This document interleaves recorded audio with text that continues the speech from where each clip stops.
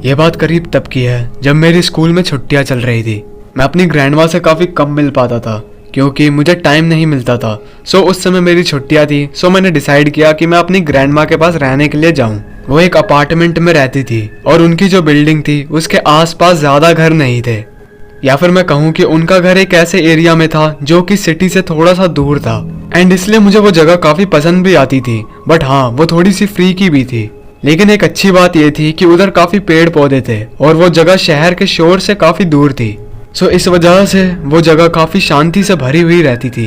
मैं उनके घर पे पहुंच गया था और मैं उनके बिल्डिंग के बाहर खड़े होकर उनकी बिल्डिंग को देख रहा था। मैं इस जगह पे काफ़ी दिनों बाद आया था और मैं अपनी ग्रैंडमा को काफ़ी मिस कर रहा था। मेरी ग्रैंडमा ग्राउंड फ्लोर पे रहती थी। ऑफ कोर्स उनके घुटनों में दर्द रहता था, तो इस वजह से वो ऊपर के फ्लोर्स पे जा नहीं सकती थी, इसलिए उन्होंने ग्राउंड फ्लोर ही खरीदा था। उसके नीचे एक बेसमेंट था जिसको और भी लोग यूज कर सकते थे। अगर मैं सच कहूँ तो वो बेसमेंट मुझे बिल्कुल भी पसंद नहीं था। वो मुझे एकदम बकवास लगता था और वो बेसमेंट मुझे काफी क्रीपी लगता था। उस जगह पे मेरी ग्रैंडमा का सामान पड़ा रहता था।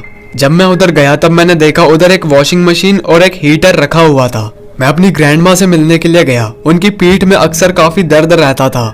हमने थोड़ी सी ऐसे ही बातचीत की। उसके बाद मेरी ग्रैंडमा ने मुझसे कहा कि तुम बेसमेंट में आना ज्यादा अवॉइड ही करना। ऐसा इसलिए था क्योंकि मेरी ग्रैंडमा का कहना था कि इस जगह पे कुछ लोग इस बेसमेंट को इलीगल चीजों के लिए यूज करते हैं, जैसे कि ड्रग्स वगैरह बनाने के लिए और उन्हें बेचने के लिए, और वो इस जगह को साफ भी नहीं करते। मेरी ग्रैंडमा ने मुझे बताया कि एक बार उस बेसमेंट में इस घर के लैंडलॉर्ड को ड्रग्स मिले थे और एक बार तो मरा हुआ कुत्ता भी मिला था। उसका रीजन आज तक पता नहीं चल पाया कि आखिर उस कुत्ते की मौत कैसे हुई थी। एंड यहाँ पे पुलिस वगैरह भी ज्यादा एक्टिव नहीं थी, जिस वजह से ये सब काम काफी जोरों शोरों से होता था। मेरी ग्रैंडमा की एज काफी ज्यादा हो चुकी थी, इसलिए मैं उनकी मदद करने के लिए अक्सर उनके घर पे जाया करता था। मुझे अक्सर उनके बेसमेंट से लॉन्ड्री लाने का काम करना पड़ता था और भी काफी सारी चीजें करनी पड़ती थी, क्योंकि मेरी ग्रैंडमा की एज ज्यादा होने की वजह से वो ये सब काम कर नहीं पा रही थी। मुझे अच्छे से याद है जब मैं 15 साल का हुआ और मैं अपनी ग्रैंडमा के घर पे गया था, तब उन्होंने एक न्यू डाइनिंग सेट लिया था, लेकिन वो अपने पुराने वाले डाइनिंग सेट को बेचना नहीं चाहती थी, तो इस वजह से उन्होंने उसे मेरे से नीचे रखवा दिया। मुझे उस बेसमेंट में आना ज्यादा पसंद नहीं था, लेकिन अपनी ग्रैंडमा की मदद करने के लिए मुझे वहां आना पड़ता था। तभी मैंने वहां पे कुछ आवाजें सुनी।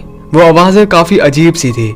वो उसी रूम के अंदर से आ रही थी, या फिर मैं कहूँ उस रूम के वॉल के दूसरे साइड से आ रही थी।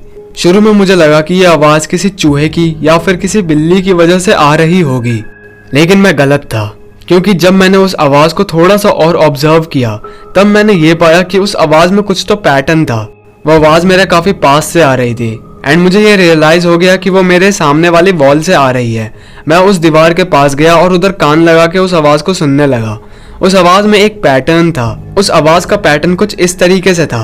पहली छोटी छोटी 3 नॉक्स, उसके बाद थोड़ी सी देरी के बाद बड़ी बड़ी 3 नॉक्स, और उसके बाद फिर से छोटी छोटी 3 नॉक्स। ना जाने क्यों मुझे ये पैटर्न थोड़ा सा जाना पहचाना सा लगा। मैंने इस आवाज को कहीं पे तो सुना हुआ था, लेकिन मैं उस समय काफी ज्यादा डर गया था। मैं ये समझ गया था कि ये आवाज किसी चूहे या फिर किसी बिल्ली की तो बिल्कुल भी नहीं है। मैं जल्दी से अपनी ग्रैंडमा के पास गया और मैंने उन्हें सब कुछ बता दिया।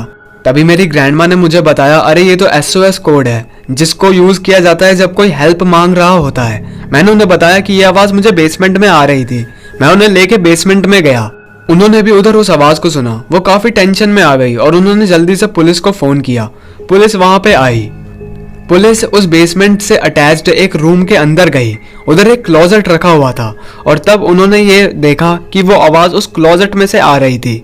शुरू में तो वो क्लोजेट खुल नहीं रहा था, लेकिन उस पुलिस वाले ने किसी तरीके से उस क्लोजेट को खोल दिया एंड उधर उन्हें एक लड़की मिली जो कि बहुत ही बुरी तरीके से जख्मी थी और वो हाफ नेकेड थी। वो लड़की एकदम मरने के तादाद पे थी और उसी ने वो SOS कोड को अप्लाई किया था। मुझे नहीं पता कि उसके बाद उस जगह पे क्या हुआ था, क्योंकि मेरी ग्रैंडमा ने मुझे उधर से भेज दिया था।